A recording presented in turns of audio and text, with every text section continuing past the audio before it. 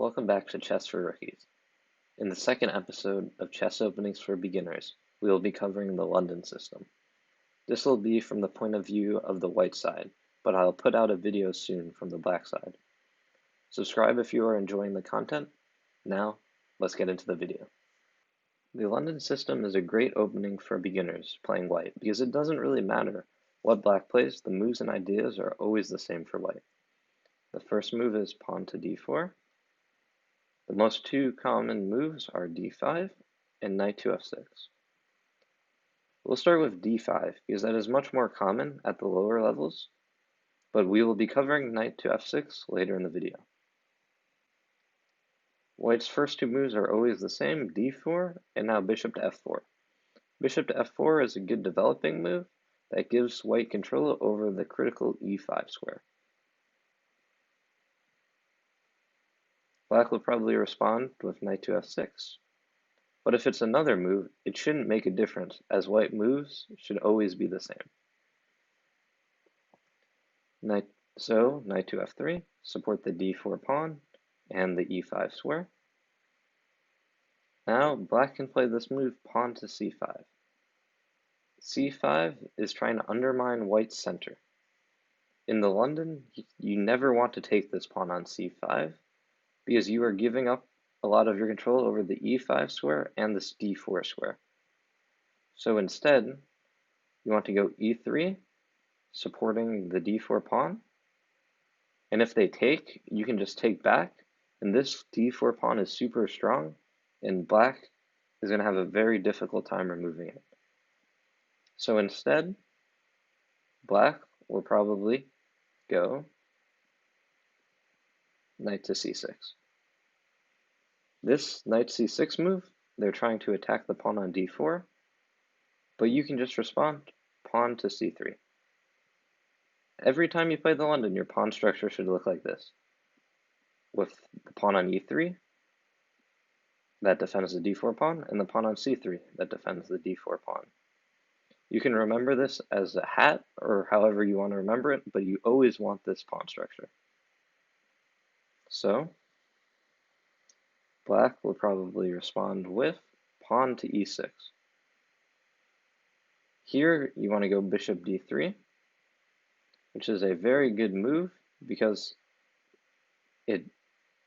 black is trying to castle, and this puts pressure on the h7 square, which could be a potential target for an attack later in the game.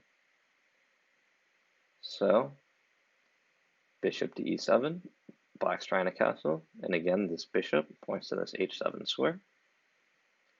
Knight bd2, finish your piece development. Again, this is a very good move because it adds support to this e4 square.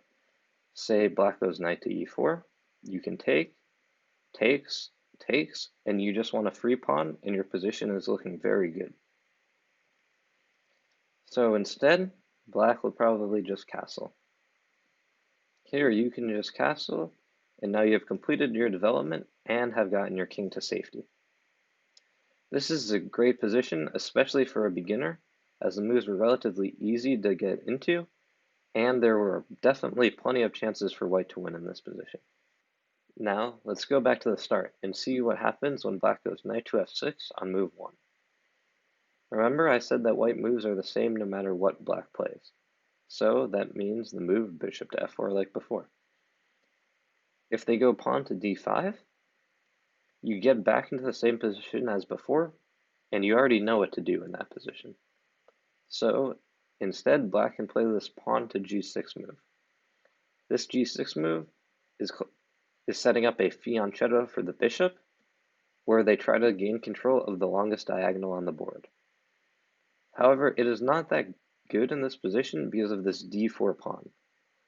This d4 pawn essentially cuts off the bishop, and once you go e3 and pawn to c3, it is very hard for this dark square bishop of black's to get into the game.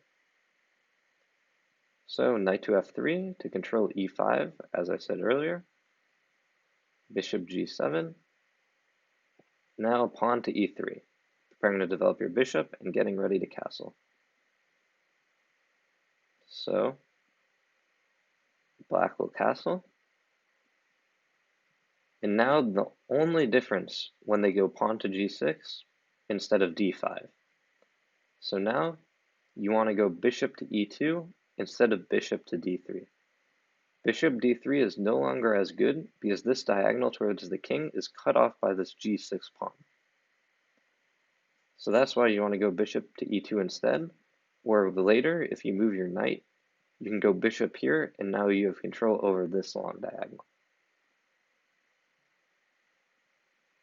So black will just develop with d6, and now you can castle, getting your king to safety, and they will play this move as we saw earlier, c5. Remember, you do not want to take this pawn because it helps give them control over the center. So instead you go pawn to c3, defending the pawn two ways, and now this d4 pawn is very hard to remove. Knight to c6, and now knight bd2. You have gotten your pieces fully developed, your king to safety, and you're in a perfectly playable position where you have plenty of chances to win. In the London, you may not end up in the same position every time, but the move concepts are always the same. If you remember the moves and play them the right way, and you know why you're playing the moves, you'll usually end up in positions where you're more likely to win than your opponent. Thank you for watching the video. Subscribe to the channel if this was helpful, and if you want to watch more episodes that we'll be releasing soon. Thank you.